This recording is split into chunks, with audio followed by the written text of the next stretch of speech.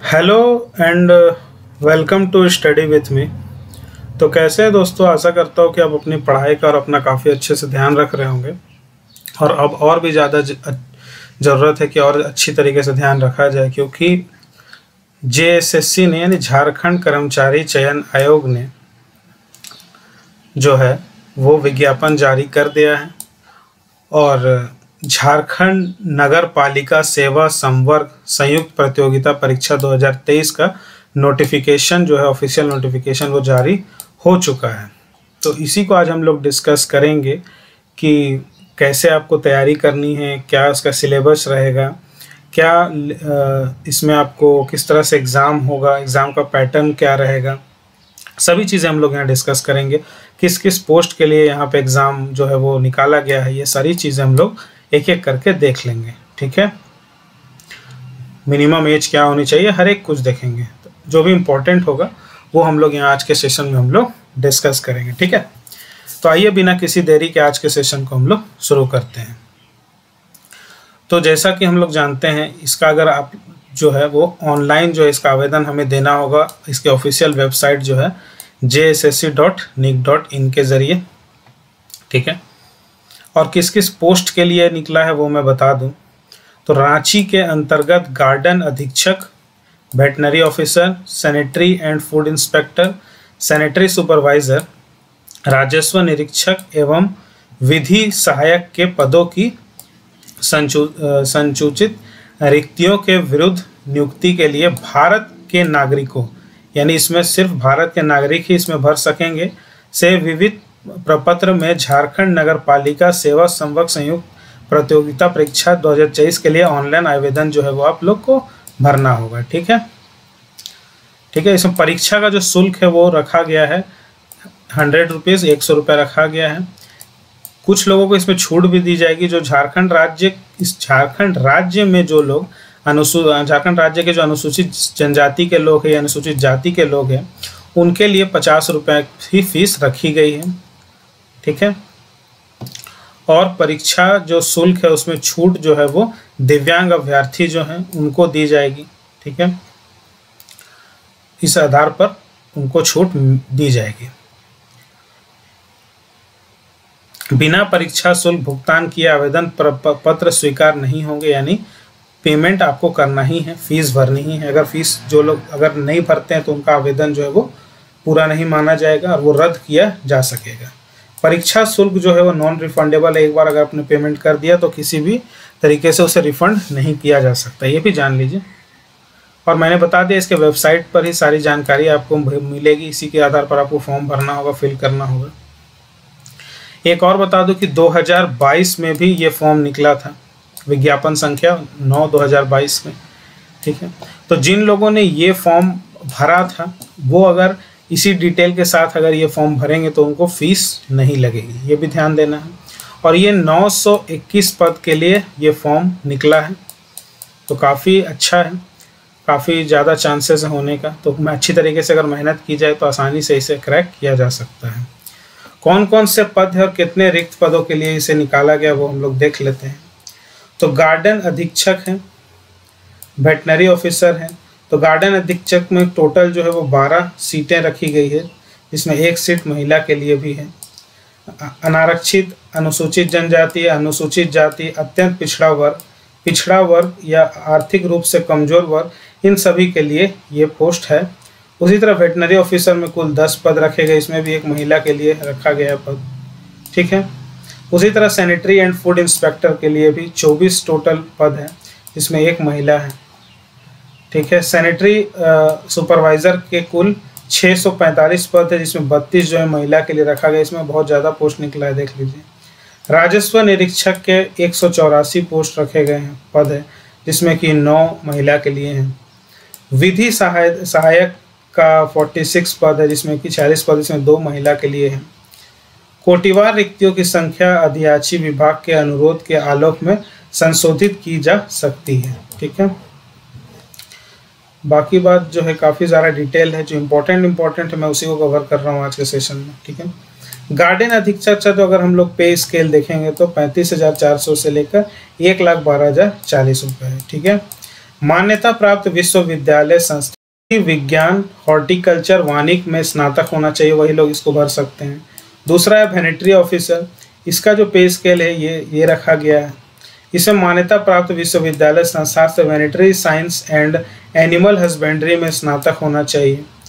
Third है आपका sanitary and food inspector का, इसमें पे स्केल ये है और इसमें मान्यता प्राप्त विश्वविद्यालय संस्थान से post graduate diploma in water sanitation and hygiene या फिर post graduate diploma in environmental health and hygiene या फिर post graduate diploma in industrial hygiene या फिर post graduate diploma in hygiene, draft and nutrition, इन किसी में भी आपने किया होगा तो आप ये फॉर्म भर सकते हैं।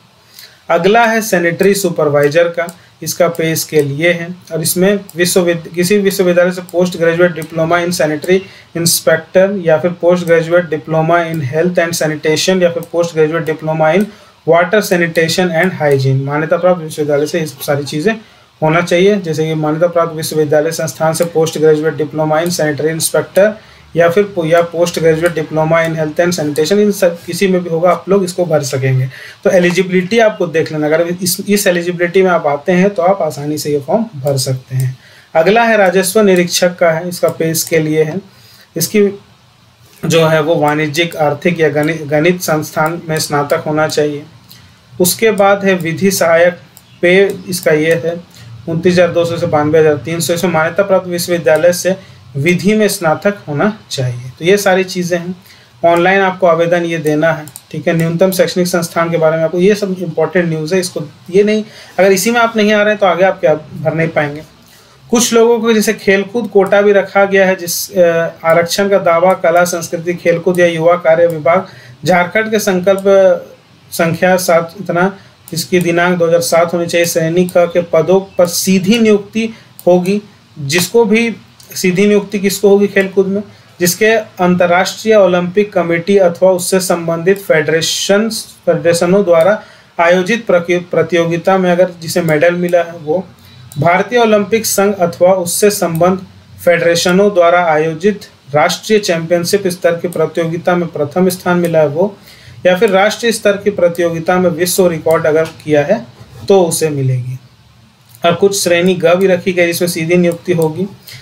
इसमें भारतीय ओलंपिक संघ अथवा उससे संबंधित फेडरेशनों द्वारा आयोजित राष्ट्रीय स्तर की प्रतियोगिता में द्वितीय या तृतीय स्थान हो, झारखंड ओलंपिक संघ अथवा संघों आयोजित अधिकारियों चैंपियनशिप में प्रथम स्थान है तो, या फिर राष्ट्रीय रिकॉर्ड स्थापित करने वाले खिलाड़ी में राष्ट्रीय रिकॉर्ड हुआ है तो, ठीक है।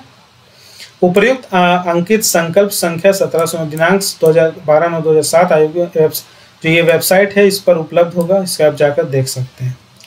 आयु सीमा भी रखी गई जिसमें न्यूनतम आयु सीमा जो है वो 2023 होगा और अधिकतम उम्र जो है 2019 से देखा जाएगा, ठीक है। सभी पोस्ट के लिए न्यूनतम उम्र सीमा देख लीजिए 2021 है, सभी चीज़ें देख लीजिए। और अधिकतम जो उम्र सीमा है जो आरक्षण उसके लिए 35 वर्ष है, अत्यंत पिछड़ा वर्ग के लिए 37 है, महिला के लिए 38 है और अनुसूचित जनजाति के लिए 40 वर्ष है। ये सारी जानकारी होनी चाहिए आप लोगों को। बाद बाकी एक इम्पॉर्टेंट मैं बता दूं, ठीक है। जाति प्रमाण पत्र आपको लगेगा, रेसिडेंशियल सर्टिफिकेट यानी कि निवासीय प्रमाण पत्र लगेगा। अगर एसडीओ लेवल का है तो 2016 का भी है तो मान्यता हो जाएगा, और भी कोई दूसरे विभाग से तो 2019 का लगेगा। ये सारी चीज़ें जो है इम्पोर्टेंट है, जो इम्पोर्टेंट है वो मैं बताता ही चलूँगा आपको।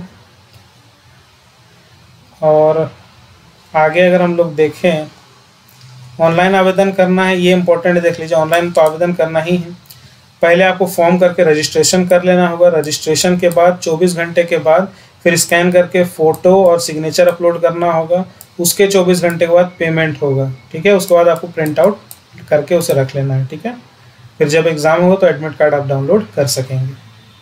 ऑनलाइन आवेदन ये सारा चीज़ मैंने बता दिया आपको, ये वही प्रोसेस है यहाँ पे जो मैंने भी बताया, वही सारा प्रोसेस यहाँ पे दिया हुआ, ठीक है। एक और इम्पोर्टेंट बात जो कि बतानी है, हाँ, परीक्षा का जो स्वरूप होगा ये OMR होगा, ठीक है, OMR सीट में होगा, यानी कि एक क्वेश्चन के 4 ऑप्शन होंगे, ऑप्शन 1, ऑप्शन 2, ऑप्शन 3, ऑप्शन 4। इस चारों में से जो सही आंसर होगा उसमें आपको टिक लगा देना है, टिक नहीं लगाना है, सॉरी, उसमें आपको इस तरह से गोल कर देना है, ठीक है, जो आंसर सही होगा उसके सामने, ठीक है। इस तरह से एग्जाम होगा। परीक्षा का स्वरूप या पाठ्यक्रम जो है ये एक चरण में ही सिर्फ एक मुख्य परीक्षा ही होगी, ठीक है। देख लीजिए, एक ही सिर्फ एग्जाम होना है, मुख्य परीक्षा, जिसमें पत्र 1 होगा, पत्र 2 होगा, पत्र 3 होगा। पत्र 1 में 2 विषय है, हिंदी भाषा ज्ञान और अंग्रेजी भाषा ज्ञान, दोनों 60-60 अंक के होंगे और दोनों क्वालिफाइंग नेचर के होंगे। मिनिमम दोनों में 30% मार्क्स लाना है और आप क्वालिफाई कर जाओगे। इसमें क्वालिफाई करोगे तो पत्र 2 लिखने मिलेगा, ये 100 प्रश्न होंगे, ठीक है, 2 घंटे आपको समय मिलेगा। इसमें भी चिन्हित जनजाति एवं क्षेत्रीय भाषा में 30% अंक प्राप्त करना अनिवार्य है, यानी हिंदी में होगा, हिंदी, इंग्लिश, उर्दू, संथाली, बंगाल, मुंडारी, हो, खड़िया, कुड़ुक, उरांव, कुरमाली, खोरठा, नागपुरी, पंचपरगनिया, इनमें से जो भी एक भाषा को आपको विकल्प के तौर पर चुनना, आपको जिसमें आप कॉन्फिडेंट हो, जिसको आप पढ़ सकते हो आसानी से, जिसको आप कंप्लीट कर सकते हो, उसमें से एक को आपको विकल्प चुनना है, ठीक है। उसके आधार पर आप जो भी विषय चुनोगे उस पर आप उसी विषय पर आपको एग्जाम देना है, जिसमें से आपको मिनिमम 30% मार्क्स जो है वो लाने होंगे। समझ में आई बात? उसके बाद होगा पत्र 2, थर्ड स्टेज में तकनीकी विशिष्ट विज्ञान एवं सामान्य ज्ञान की परीक्षा होगी, जिसमें कि कुल जो प्रश्न होंगे वो 150 प्रश्न होंगे, 2 घंटे का समय मिलेगा, 2 घंटे 30 मिनट का इसमें समय मिलेगा। तकनीकी या विशिष्ट विषय के 100 प्रश्न होंगे, सामान्य अध्ययन के 20 प्रश्न होंगे, सामान्य गणित के भी 20 प्रश्न होंगे, सामान्य विज्ञान के 10 प्रश्न होंगे। इसमें भी 30% अंक लाना जो है वो अनिवार्य है, तभी आप इसमें क्वालिफाई करोगे, ठीक है। समझ में आई बात? वही चीज यहाँ पे बताया है। पहले स्टेज में पास करोगे तो दूसरे में पास करोगे तो तीसरे में आप पाओगे, ठीक है। मुख्य परीक्षा का जो पाठ्यक्रम है वो भी यहाँ पे दिया हुआ है कि हिंदी भाषा, पहला में हिंदी भाषा है, उसके बाद अंग्रेजी भाषा है। सिलेबस जो है वो मैं नेक्स्ट एक क्लास लूँगा जिसमें मैं कंप्लीट सिलेबस को मैं डिस्कस करूँगा, ठीक है। जो पाठ्यक्रम है उसको मैं डिस्कस करूँगा, एक क्लास में ये करना पॉसिबल नहीं है, बहुत ही लंबा चला जाएगा। जितना मैं बताया हूँ उतना को आप देख लो। नेक्स्ट क्लास में हम लोग इसका नेक्स्ट पार्ट में हम लोग इसका पूरा सिलेबस ही सिर्फ डिस्कस करेंगे, ठीक है। एक ओवरव्यू मैंने दे दिया, नेक्स्ट में हम लोग पूरा सिलेबस डिस्कस करेंगे, ठीक है, क्या पढ़ना है, कैसे पढ़ना है, ठीक है। तो नेक्स्ट सेशन भी जरूर आप देखिए। और इस वीडियो में आपको जो जानकारी मिली है वो बहुत इंपॉर्टेंट है, क्योंकि इतना जिसको नहीं पता है वो पता होना चाहिए। वीडियो पसंद आता है तो वीडियो को लाइक करिए, चैनल को सब्सक्राइब करिए, सब्सक्राइब करने के साथ साथ बेल आइकन को ज़रूर दबाइए ताकि हर वीडियो की नोटिफिकेशन आप तक सबसे पहले मिल सके। मिलता हूँ आपसे नेक्स्ट लेक्चर में, तब तक के लिए जय हिंद।